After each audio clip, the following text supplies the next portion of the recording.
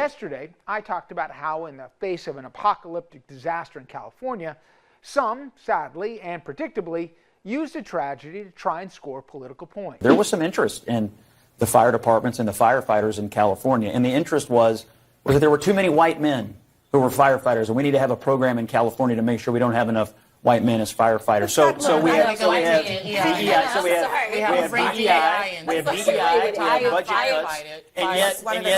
and yet I'm wondering now, if your house was burning down, how much do you care what color the firefighters are? You can respond, and then we'll... Listen, I am so tired. You know what? There was an article that just came out that said that actually the most educated demographic in this country right now is black women. So let me be clear. Because you are a woman, or because I know that some of the right has been sharing these photos of the fact that I believe that the fire chief may be a woman or something, that has nothing to do with it. We are looking at qualifications. What diversity, equity, and inclusion has always been about is saying, you know what? Open this up. Don't just look at the white men. Open it up and recognize that other people can be qualified. And the fact that we want to, at a time when people are dying, decide that a country of immigrants is failing or people are dying because the same very people that built this country, because the last time I checked, y'all didn't say that anything was wrong with the White House. And I can promise you, it was my ancestors that built the White House. So listen, if we have been good enough to build this country, we are good enough to serve and die overseas, we are good enough to serve in other ways. And the fact that people actually decide that they want to engage in public service, whether it's sitting in Congress or whether it's serving on the fire department or the police department, should not be an issue. The fact is, stop trying to act as if only white men are the ones that are capable. Because right now, you're sitting at a table with 3 very capable black women. Oh, he's such a douchebag. Scott Jennings, the right-wing douchebag on Actually, douchebags CNN. have a purpose. Yeah, Tagan was trying to take down smart black women. Our friend Victor Shee said, for fact's sake, there was no $17 million cut to the Los Angeles Fire Department budget this year. In fact, there was a $50 million increase in the Los Angeles Fire Department. Cold, hard facts, full stop, period. To those who spread misinformation, issue corrections now. This is trying to take down Karen Bass. Who, I've seen that graph posted everywhere. Yeah. And Dana, we talked before the break. I just didn't think I could hate Donald Trump anymore, but I said on cue, we got off the air yesterday. I said, has Trump said something, yet about, and sure enough, Governor Newsom and his stupid, name calling and blaming. And this time it's not forest raking. It's, what was it? Smelt. And just some water declaration, something that doesn't even exist, that is completely fictional. I mean, it just, you knew it was going to happen, but you're like, we have 4 years of this nastiness and name calling and divisiveness and, the blue states kind of mentality, right? Yeah, it's awful, especially for those of us that are in Southern California like you and I are. It's, seeing stuff like that and then seeing the devastation that's happening, it makes your blood boil even more, that we have such an uncaring, sociopathic narcissist that's about to become president again for the second time. Governor Newsom, God bless him, has 11 billion times more restraint than I do. You didn't play politics, didn't try to divide any of us. Finally, your message to the folks here, to this community. No, I'm sorry, 8. Oh, this is Anderson Cooper and Governor Newsom. I hate to even ask this question, but the president-elect chose to attack you, blaming you for this. One can't even respond to it. I mean, it's... people are literally fleeing. People have lost their lives. Kids lost their schools. Families completely torn asunder. Churches burned down. This guy wanted to politicize it. I have a lot of thoughts, and I know what I want to say. I won't.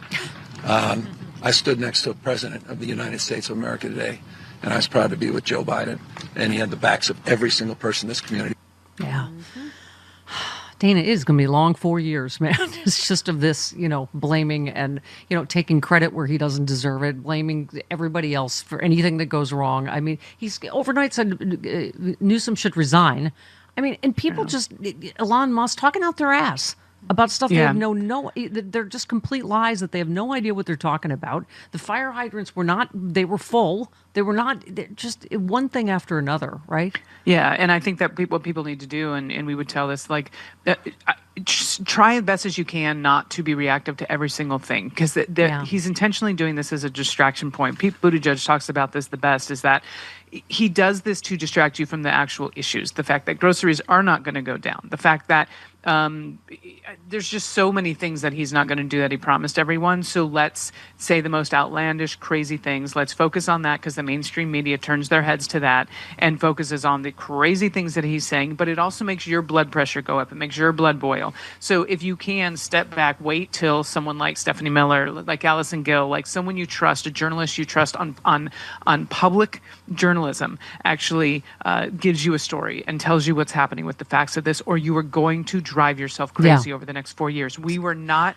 wired to deal with this twice in our lifetime. Make sure you've got steps in place for self-care. Yeah, and I, Dana, tweet a lot over the holiday. Like, I love cycling, as you know, or hiking. I spend time with, beloved family. I love my dogs. And that's what I said is so important. Self-care. Do what you love with who you love, and you're absolutely right. And fight. Yeah, and get back in the fight. They count on despair. They count on us to give up.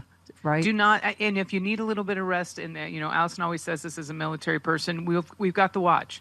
Allison has it, I have it, Steph has it, everyone that you listen to, John Fugelsang, everyone on this station, we are bringing what we need to you so that you stay informed. Make sure you're taking care of yourself. Donate to an organization you believe in. Go volunteer. Build a coalition.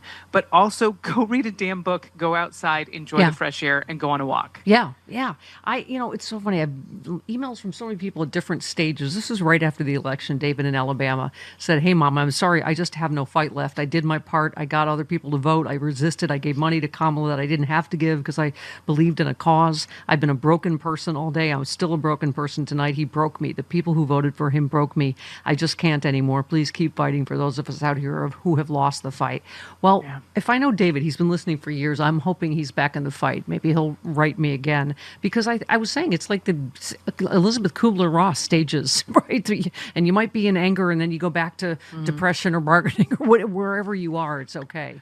I think those who are real fighters and they never really get completely broken. There's somewhere in you that you just need to rest, you need to recuperate, and then put the pieces back together. But those of us who are the democracy fighters will always be. It's in who you are. You care about justice. You care about equity. You care about marginalized communities. That's not going to go away. So don't be surprised if that little thing sparks back up in you and you're like, you know what? I'm ready to go. I'm putting on my boots. I'm going to march. Yeah. To that point, Corey in New Mexico said, "Dear Steph, I'm wondering if you can have some kind of health, especially mental health specialist on your show to help guide us through this nightmare. I know Trump will do everything he can to make sure we're all sick, scared, and crazy, and it seems careless to leave us all out here without tremendous support. I know this is a tall order, but we need something. Thanks for all you do." We are booking my very best friend in the whole world, Dr. Wanda, who is a brilliant psychologist who lives in Australia, unfortunately for me, but she's fantastic. We've had her on before, Dana, but you're right. She's gonna be able to hopefully give us some good tips, because you're right. We're all going to need tips on coping, and when we're going through stress like we are right now in LA, I'm not sure if I'm going to have to evacuate any second. We're all watching the news. We know people that have lost their homes that are, and so and then we're going to have Trump stress on top of that. So you're right. You have got to take care of yourself.